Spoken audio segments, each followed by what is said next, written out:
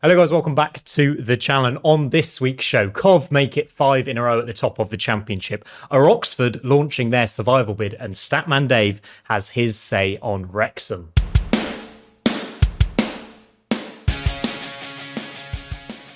Hello guys, welcome back to the Sportsman Untitled, brought to you by Betfred. I'm joined by Gab Sutton and Statman Dave this week, and there's an awful lot to get into, Gab, but I think we should start at the very top. I'm a very happy boy. Coventry have won 5 in a row, 2-0 away at Bristol City. Very, very comfortable, given they went down to 10 men. Yeah, absolutely. They responded to that setback, didn't they, of Joel Latibodier getting sent off just before half-time, and actually, had you right, got them a goal to sort of make it a more comfortable second half, especially after Adam Randall was sent off. I think when it comes to Coventry, what really interests me is the midfield changed slightly for the game at Bristol City because Josh Eccles came in for Jack Rodoni and Frank Onyeka dropped out to make way for Victor Torp. And it changed the dynamics of the midfield because you had Eccles as your pressing 10, I suppose, and Torp maybe given more of that creative licence, but it worked just as well. So there's options there for Frank Lampard going into the last quarter of the season. Yeah, one potential concern is those injuries too. Jack Rodoni, you mentioned, missed out there. Bobby Thomas as well missed out at centre-back. So there are a few injury issues, but it feels like this Coventry squad is now nearly back to their best. I don't want to get carried away, but they're nearly there, aren't they? I think so, yeah. You look at the last 6 games, like unbeaten, so what, 1 draw and 5 wins, that's really good. The only concern is they've dropped down to 3rd in the overall list of the Championship history in terms of goals per game. So there could be some improvements there, but they were breaking the records, weren't they, at the start of the season? It was always going to be a bit of a drop-off, but I like what Lampard's done in terms of the changing dynamics and changing the team to suit and get the best out of certain players. Like Hadji Wright's in great form again, isn't he? There was a period of the season where he wasn't really scoring at that same rate. So I just think Coventry, they're destined to go up this season, and this is the form they need to just finish off the campaign. Can I ask you, Dave, from a sort of Premier League perspective, what you think about Frank Lampard as a manager and how you judge his performance at that level? Is it a surprise to you how well he's doing with Coventry? Or I think it's an interesting one because the clubs in the Premier League that he got, obviously Chelsea was in a very tricky situation, no transfer window, then you've got the likes of moving to Everton, not quite working. I like what this Coventry team does. I think it's got a lot of different facets to it. I think they press well. I think they attack well. They play out the back. Matt Grimes has been brilliant for Coventry, hasn't he, in central midfield? Most passes completed in the league, most chances created for Coventry. That's great to see that he's building around a deep line playmaker, but then you've got all the forwards as well and all the goals. So there's a lot to it that I like. And also you think with Coventry going to the Premier League, sometimes teams get a bit dismantled, don't they, with that step from Championship to Premier League, where teams start going, oh, Rodoni looks really good, or, picking maybe Hadji Wright out. But it feels like that into the Premier League with Lampard as a manager that needs to prove himself again at that level. I think that's, he's very good at Championship. The Derby team I really enjoyed watching. This team is really good to watch as well. So it's quite a nice journey, and I'm a fan of Lampard. Well, I don't know if Coventry do. This is probably throwing it forward a bit too much. So yeah, I'm not. You're getting a bit carried away. It's 10 games to go. Okay, all right. Points on the board. No, I understand it's like 5 or 6 wins is needed now. There's 6 home games to come. Sheffield Wednesday to play. It is looking good for Coventry. I think this was a really important performance. Flip side though, Gab, bit worried about Bristol City now and Gerhard Struber because they lost Port Vale in the FA Cup in midweek after extra time, which was really poor. Obviously, congratulations to Port Vale and what they went on to do this weekend. But it feels like it's going a little bit wrong at Ashton Gate. Well, I think there's quite a big trend that we'll come on to of teams that have been maybe overperforming slightly and been in that playoff scramble for much of the season so far. And just because of Wrexham being in such good form and Hull being so many points away, it's felt like a bit of a stretch. And a lot of these teams have dropped off in the last third of the campaign. And I think there can be some sort of forgiveness, I suppose, if that's the right word for Bristol City in that regard. I do think on the whole, their recruitment's been pretty good. I look at somebody like Tommy Horvat, who they signed in January, and he's maybe at a different stage of his career to Anis Mehmeti in terms of his development, but he looks like a very skillful, exciting player who maybe next season could go on and make that step, because he always tries to make things happen. We've spoken, haven't we, off air about Emil Rees as well. So I do think that there's some good work's being done at Bristol City. I don't think you can underestimate losing your best player in January. Sometimes it is really as simple as that. And look at Mehmeti and what he's doing at Ipswich. Borough, Dave, they were unbelievable this weekend. 4-0 away at QPR, looking back to their best. 2 wins in a row on the road as well. They're looking good for second place. They're looking so good. I think they are. I think that's kind of a guarantee now. The top 2 for me, I think that's done and dusted. I don't think that changes. In terms of the quality, the form as well is a big part of football, right? And they're both kicking on at the right time. Obviously, the change in managers have kind of been really good. But someone like Hayden Hackney, I speak about him every time I come on this show, he is the best player in the league by a country mile. Most chances created, most possessions won, most passes in the final third. He's a player that's very good, and his goal from this weekend was brilliant. The way that he guided that into the side netting or the top corner was fantastic. And I think with someone like that, as well as a manager that plays a brilliant style of football that I've really enjoyed watching, more maybe relational than positional, that we see a lot in the Premier League, it's really exciting. The Championship is a great league for variation this season, but I think Middlesbrough now with Coventry, game over. If Carrick stays on at United, would you have Hackney for Man United? I think he plays for any Premier League team. I think it's the most obvious transfer. I've said it before. It's the most obvious transfer that instantly works in the league. From a data perspective, when you look at his numbers and you look at previous players, sometimes they have a few of the characteristics. They'll complete the passes, they'll win the possession back in the Championship, and it'll jump up to the league and they'll be fantastic. Or the creative side, we've seen many creators. Jack Grealish is one of the best examples of a player that did it in the Championship, then shot, or James Maddison. There's time at time. Hackney's doing both of those things, and he's doing it to such a high level. Also, in terms of carries, his dribbling is brilliant. He's the third highest in the division. The step up, I love his energy. I love his engine. Yeah. There's so much about him. He's a very complete player. He has an aura about him, doesn't he, as well, where it's like he owns the midfield. Yeah. And I think that can translate to the higher level. After his goal, the commentators on Sky said, well, he'll be in the Premier League next season. Will he be there with Middlesbrough or not? I think it's looking good for Borough right now. I also want to shout out Riley McGree. I think he's getting better and better growing into the season. Looks superb. I'm not quite as convinced as you as it's done and dusted. So, because we're going to come on to Millwall shortly. Are there any other players from that top two, Dave, that you think would be okay with the step up to the Premier League? I think that there's many players in both squads. Players like Victor Torp, who's had a fantastic run goal scoring at the start of the season, still a really good player. I like his timing. I think there's in the Coventry team, there's players that have got good timing and the football intangibles in a sense. I think Van Avak, the right back's a massive Van Avak, 100%, and he's just signed a new contract. And De Silva as well, right? No, but then like you look at this weekend, really good assist. Yeah. I think in the right system, in the right dynamics, a player that could step, but offensively superb, defensively question marks, and we get targeted down the left just because of his height as well. So that would be the thing that probably Coventry and Middlesbrough would need to do, is maybe at centre half. That step up is always quite big because the game changes. Championships about battling, about getting on the ball, about clearing it sometimes. Whereas the Premier League, if teams sit off you, you've got to be able to play. And I think we've seen that in some times with some of the players, but I think that level is quite a big jump. I just want to jump in and also say, while we're talking about Coventry, Carl Rushworth is unbelievable. Genuinely, I think the best keeper I've seen at Coventry since Steve Grizovic. He is. That is a blast from the past.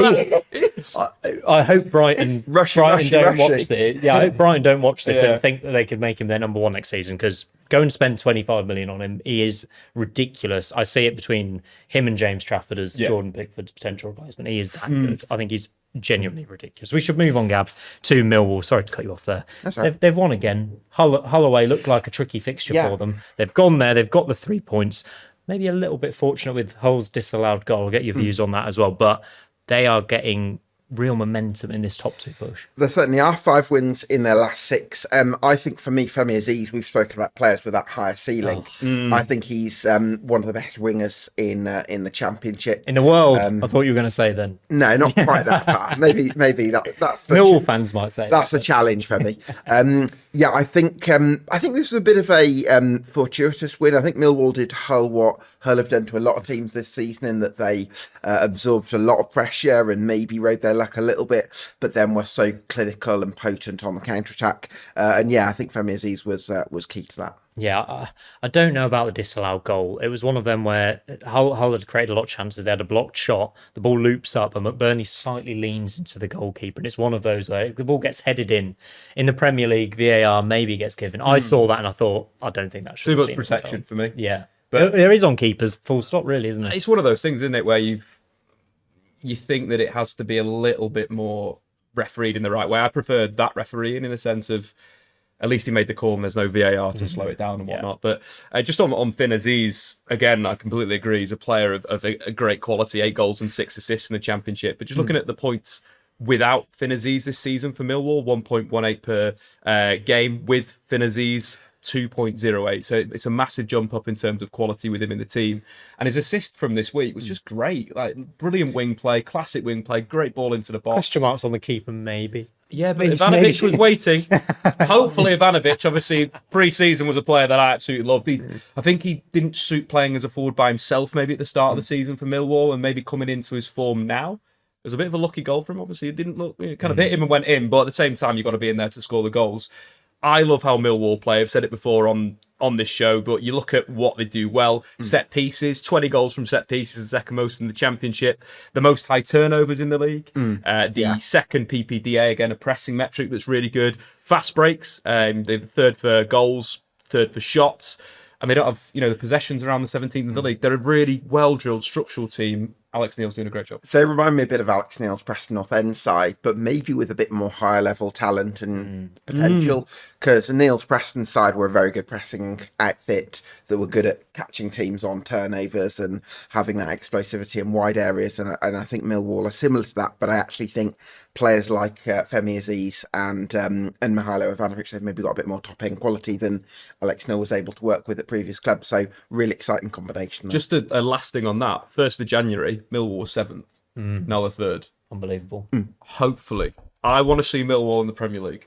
That's what I really want to see. I just want to see it. I think if we get, in all seriousness, if we get 3 promoted teams without parachute payments this season in the form of Coventry, Borough, or Millwall, that is a magnificent. You know what, as well, I would love to have Millwall in the Premier League because I think the Premier League has become too much of a corporate entity. And I think Millwall would shake things Proper up. Football. Absolutely, yes. So I think they would be a welcome input on the Premier League. And it's going to be, Gab, talking about, it's a big week for Millwall because you look at the fixtures they've got coming up. We've obviously got midweek fixtures, the weekend fixtures, Derby and Blackburn at home, 2 massively winnable games, followed by season-defining Ipswich away, Borough away.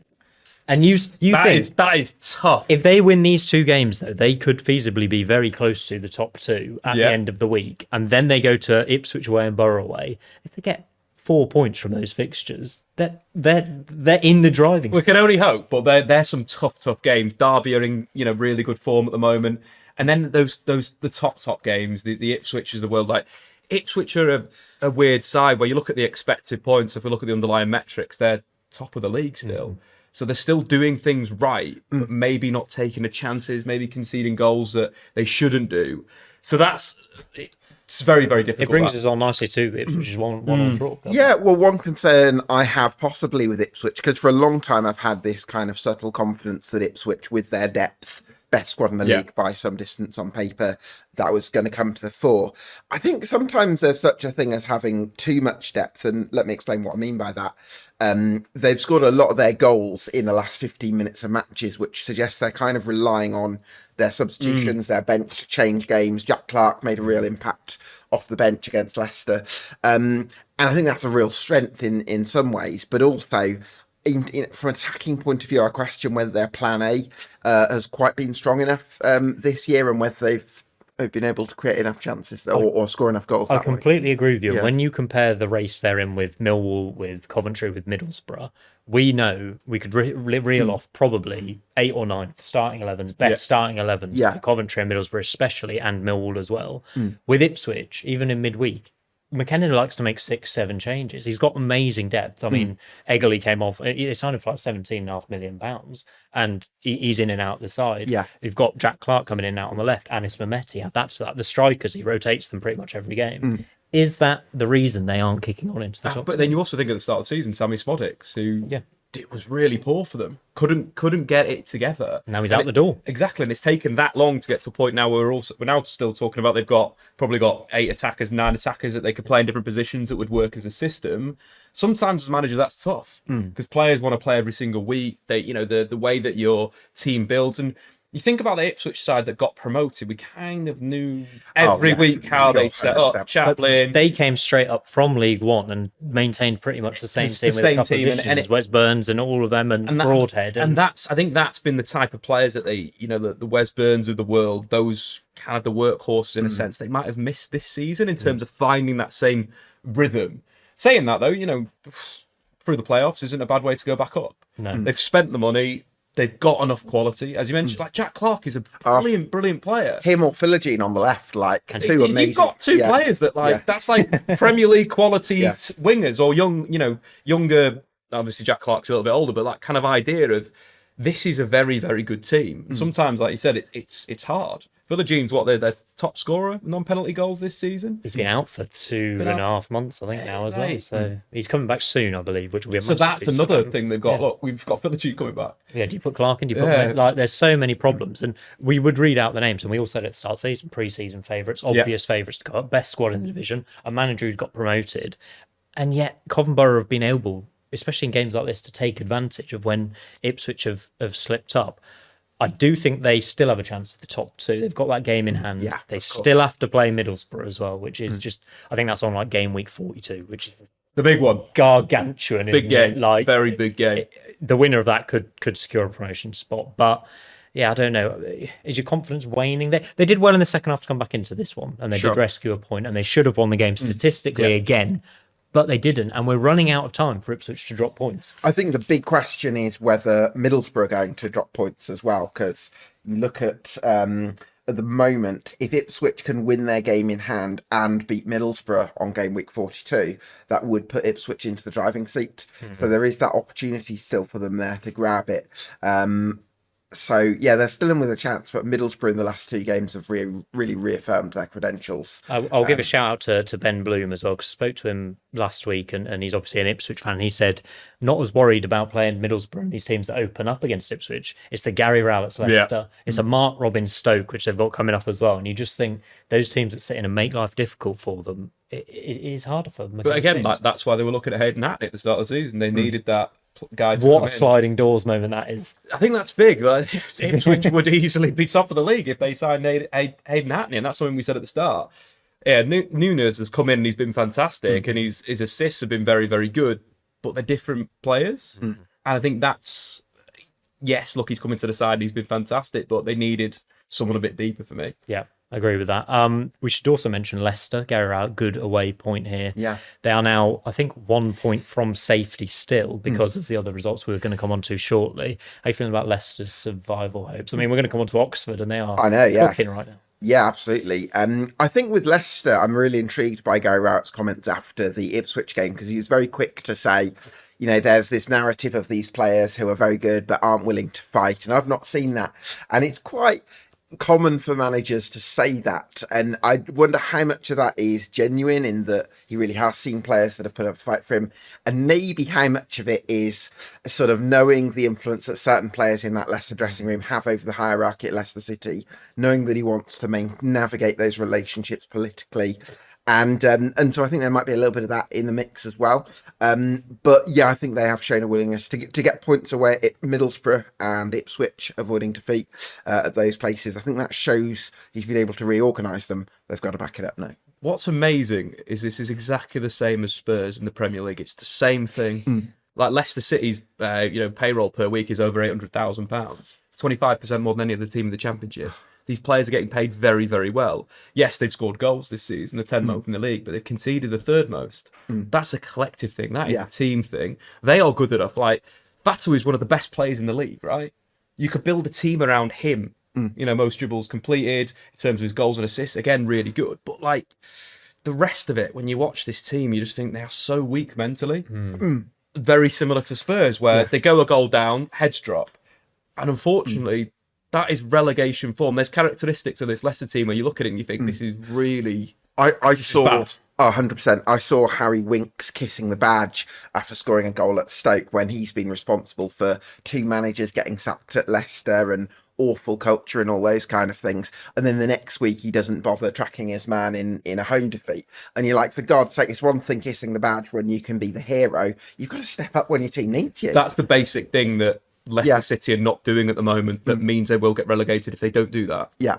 I think Jordan James came off the bench at Ipswich, could be a massive player in this file running. Sure. Yeah. And I look at their fixtures and they are kind on paper. Bristol City at home, QPR at home, the next two. Very, very kind fixtures. I think that's been Leicester City's problem, right? Every time we go, Leicester City are going to win this weekend, who are they playing? Are they playing someone they should beat? And then they don't. And that is down to work rate determination, tracking your runners and doing the basic things in football that these players are paid to do. They're not doing it. We can say pretty similar things about West Brom this season in terms of the quality exactly of their the same squad. thing. They did get a point at Sheffield United at Bramall Lane. Sheffield United were rubbish, by the way, this week. Absolutely dreadful. George Campbell scored at both ends, an own goal and then a goal. So Stuart Pearce redemption arc. I know. George Campbell. And Morrison, obviously, now in charge to the end of the season. I worry about West Brom and Leicester for the same reasons, and we're going to come on to Oxford in a minute. But I don't know how much we can take from this performance. It's a good point. They lost a lot of away games this season, Gab, but can they back it up and actually survive? Yeah, well, because they had a couple of these games under Eric Ramsey. Like, they drew 0-0 with Stoke after a bad defeat at Portsmouth, and then came to St Andrews and put in an organised display. And you're thinking, have they steadied your ship?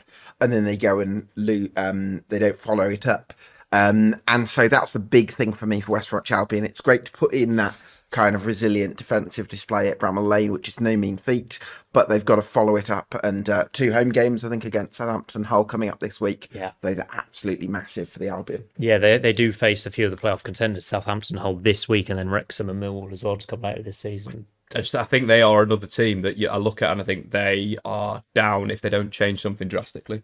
The Ramsey appointment was crazy. Yeah. Awful appointment. Well, how would they have fared if they'd have kept Mason in charge? I know they lost every away game pretty much, but I can't help but feel if they'd have just left they would have been fine. They wouldn't have been playoffs or anything. They'd be fine. They'd do all right from 18th, 19th maybe.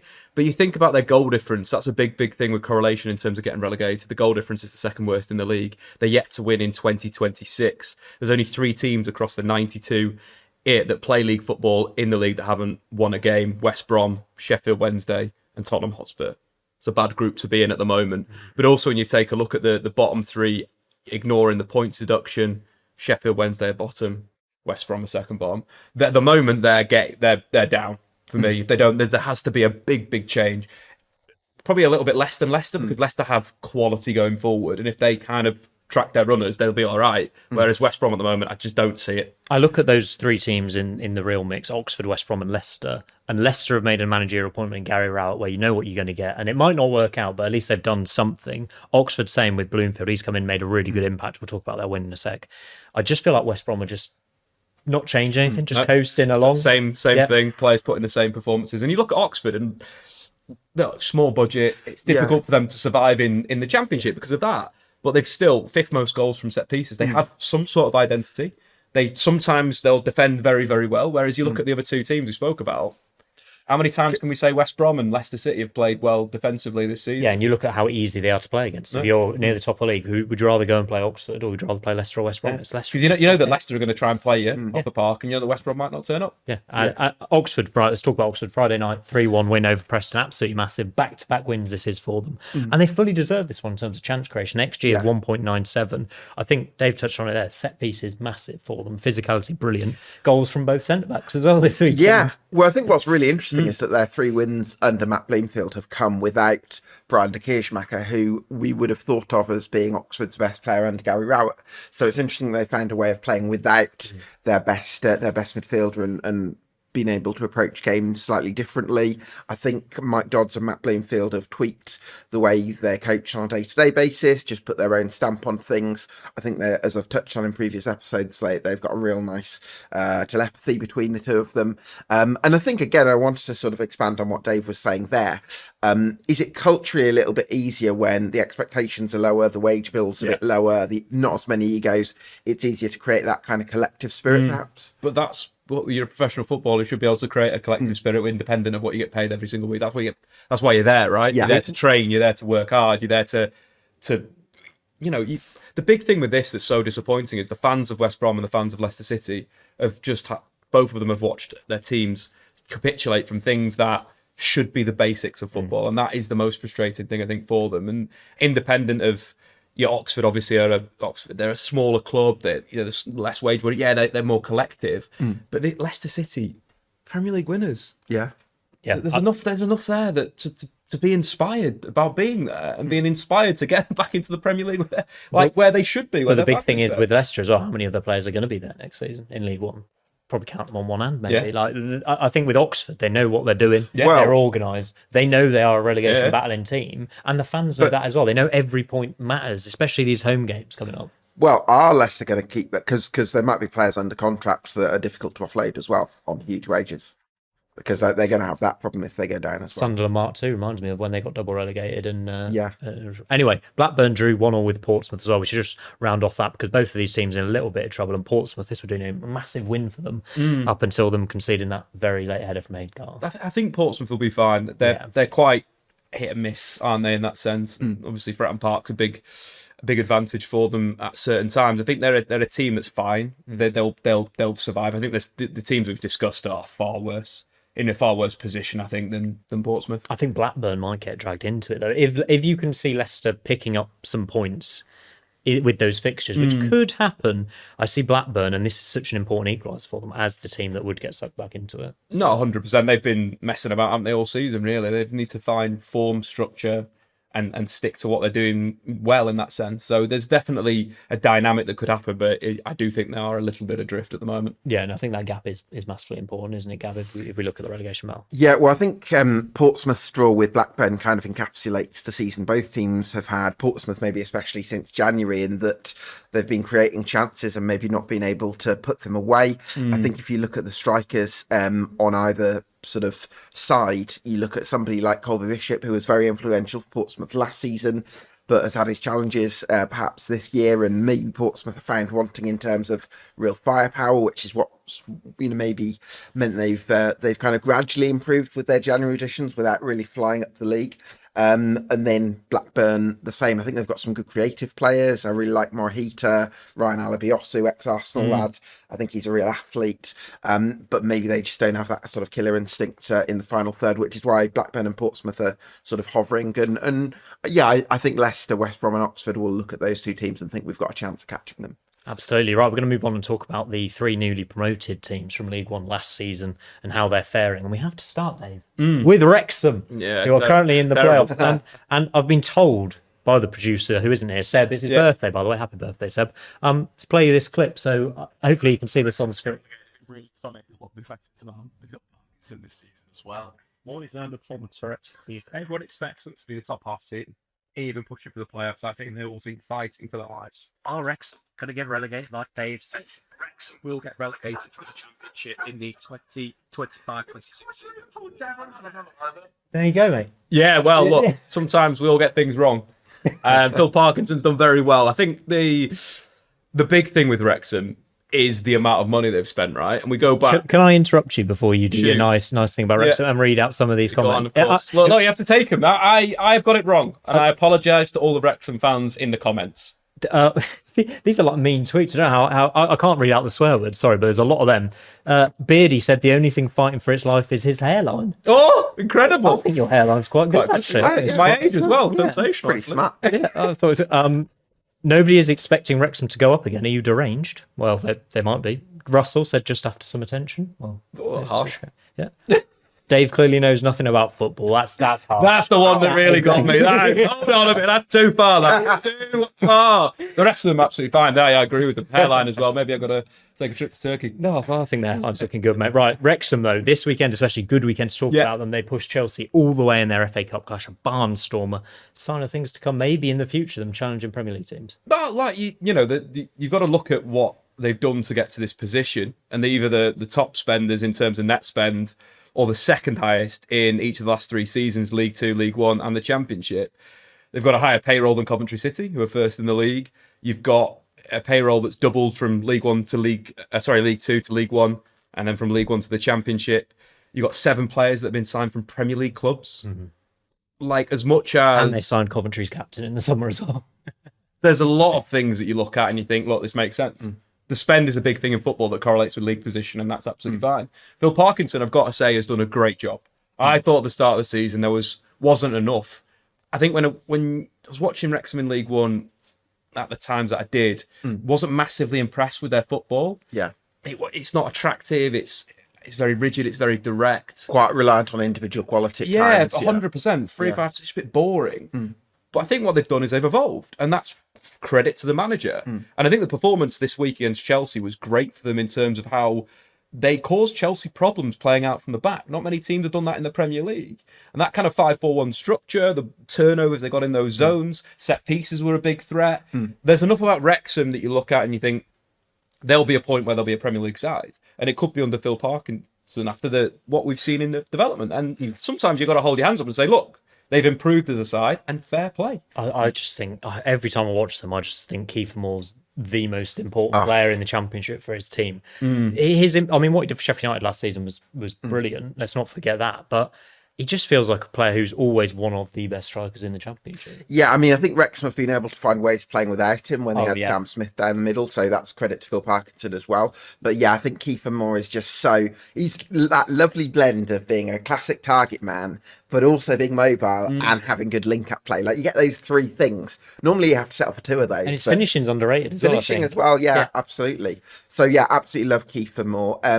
I think what's really interesting to me is easy to lump Birmingham and Wrexham into the same sort of bracket because they came up, both American owners, high profile, etc. Big difference for me, I think Ryan Reynolds and Rob McElhenney are very good at just trusting the professionals to do their job when it comes to recruitment. Whereas with Birmingham, I think Tom Wagner, from what I've gathered from one or two people in the game I've spoken to, very heavily involved in the recruitment process, or certainly significantly involved. And so I sort of think maybe that skill of just trusting the professionals has translated better to the higher level. Yeah, well, it's also quite interesting though, because you mentioned that, but they've also spent the third most money in the Championship this season. With only the two relegated sides in Ipswich and Southampton spending more cash than them. There is and then you look at the net spend of around nearly £40 million for a team that just got promoted. And you mentioned Kiefer Moore was probably one of the best players the season before in the Championship. Now plays for Wrexham. So they obviously the recruitment side of it, they've done really well. And you've got to give them credit for the players that they've bought that are attainable to the level. But they have spent a lot of money. No, I get that, Dave, but where I'd give Wrexham some credit, I totally understand your point. I think that's absolutely, they wouldn't be where they are without what they spent. I think we're not idiots. But I think some would disagree, I think, in the well, I think it's should we get some more tweets, Sal? Yeah, come on, let's get some more. But because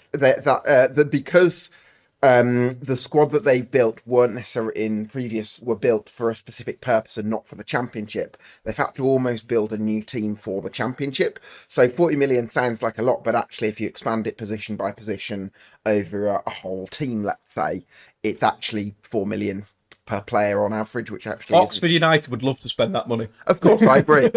Yeah, absolutely. I think that's fair. Gab, quickly on Birmingham, please, because another defeat this weekend to Charlton, and we'll talk about Charlton in a sec as well. Yeah. We were all very hyped up and loved the pre-season hype about Birmingham, maybe because of what Ipswich did, where they did back-to-back promotions.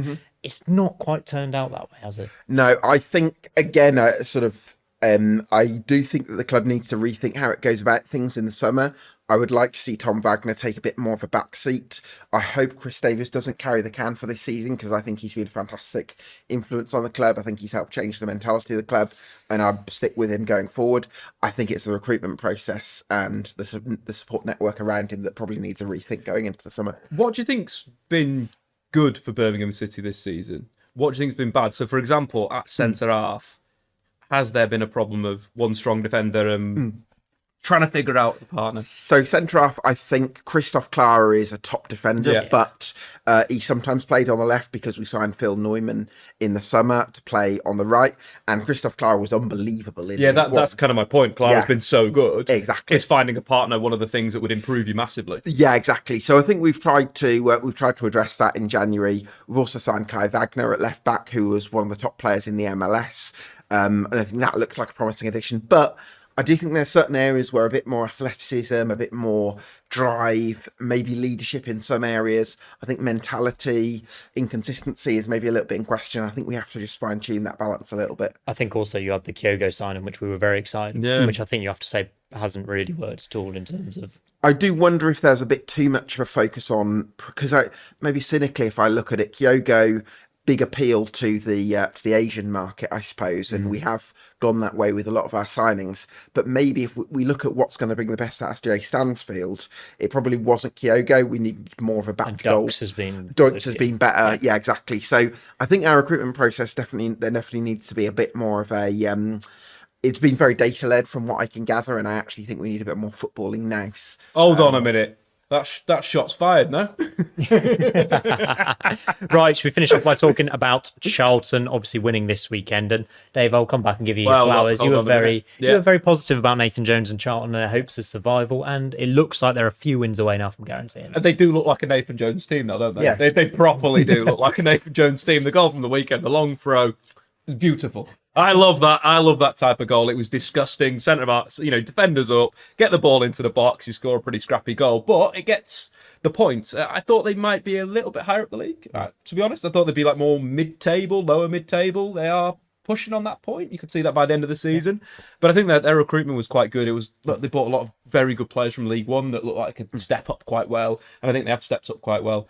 And you look at a few of those players that they bought from the likes of Blackpool that obviously really struggled with their recruitment, losing key players and finding it difficult to get guys in. That's where I think Charlton did well, and they've survived, and that's what they probably were set out to do at the start of the season. And the January editions as well, Gab. Another little boost in terms of their recruitment. Yeah, I think the wing-back additions, Harry Clark and Chambers, very good, big additions, I think, for Charlton. Right, should we round off with a few of the midweek previews? Because we've got a complete set of fixtures to go at for the midweek. We should start with Wrexham Hull. Quick line on this one, Gab, and then we'll do our score predictions.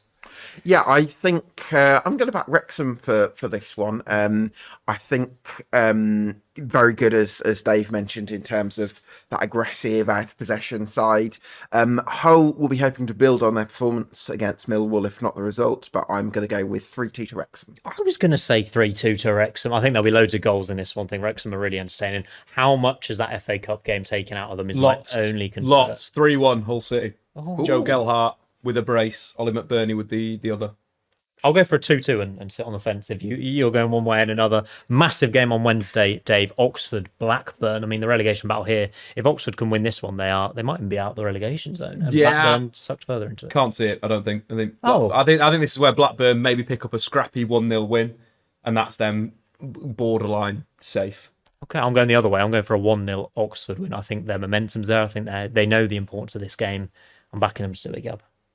Oxford, Blackburn. I think I'm going to back Oxford as well. I'm going to go 1-0. We'll have to wait and see what happens there. Borough versus Charlton to finish with. Charlton, we've mentioned their praise, Dave.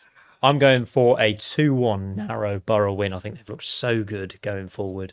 Gab, you back to Borough to win another game? I'm going to go 1-0 to Middlesbrough. I think Charlton are going to keep it tight, but I think Middlesbrough just get a goal in the second half. 4-1 Middlesbrough. Ooh. I think they're going to continue this goal scoring form. And they keep flying. And end up potentially in the Premier League. Right, thank you both. Thanks, Gab. Thanks, Dave, for joining me. We'll be back later in the week where we're going to have a discussion on who is the biggest club in the Championship. Next week on with me, Ben Bloom and Justin Peach. That is all for us for now. Get in the comments down below with your thoughts, and we'll see you next time.